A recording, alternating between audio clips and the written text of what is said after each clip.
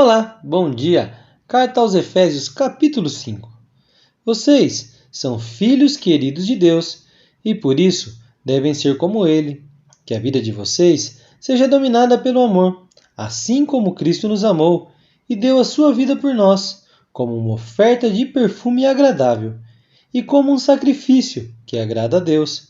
Vocês fazem parte do povo de Deus, portanto, qualquer tipo de imoralidade sexual, indecência ou cobiça não pode ser nem mesmo assunto de conversa entre vocês. Não usem palavras indecentes, nem digam coisas tolas ou sujas, pois isso não convém a vocês. Pelo contrário, digam palavras de gratidão a Deus. Fiquem certos disso. Jamais receberá uma parte no reino de Cristo e de Deus qualquer pessoa que seja imoral, indecente ou cobiçosa, pois a cobiça é um tipo de idolatria.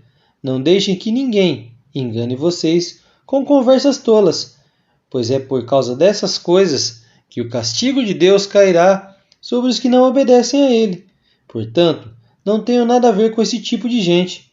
Antigamente, vocês mesmos viviam na escuridão, mas agora que pertencem ao Senhor, vocês estão na luz. Por isso, vivam como pessoas que pertencem à luz, pois a luz produz uma grande colheita de todo tipo de bondade, honestidade e verdade. Procurem descobrir quais são as coisas que agradam ao Senhor.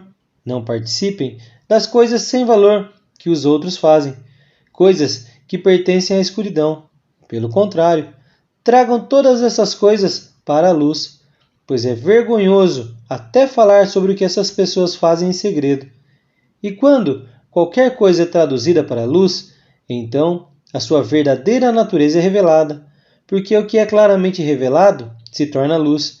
E é por isso que se diz: você que está dormindo, acorde, levante-se da morte, e Cristo o iluminará. Portanto, prestem atenção na sua maneira de viver.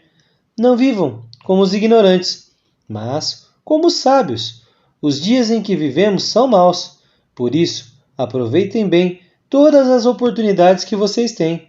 Não hajam como pessoas sem juízo, mas procurem entender o que o Senhor quer que vocês façam. Não se embriaguem, pois a bebida levará vocês à desgraça, mas encham-se do Espírito de Deus. Animem uns aos outros com salmos, hinos e canções espirituais. Cantem de todo o coração hinos e salmos ao Senhor, em nome do nosso Senhor Jesus Cristo. Agradeçam sempre todas as coisas a Deus, o Pai. Sejam obedientes uns aos outros, pelo respeito que têm por Cristo. Esposa, obedeça ao seu marido como você obedece ao Senhor, pois o marido tem autoridade sobre a esposa, assim como Cristo tem autoridade sobre a igreja. E o próprio Cristo é o Salvador da igreja, que é o seu corpo. Portanto, assim como a igreja é obediente a Cristo, assim também a esposa deve obedecer em tudo ao seu marido. Marido, ame a sua esposa, assim como Cristo amou a igreja e deu sua vida por ela. Ele fez isso para dedicar a igreja a Deus, lavando-a com água e purificando-a com sua palavra. E fez isso para também poder trazer para perto de si a igreja em toda a sua beleza, pura e perfeita, sem manchas ou rugas ou qualquer outro defeito.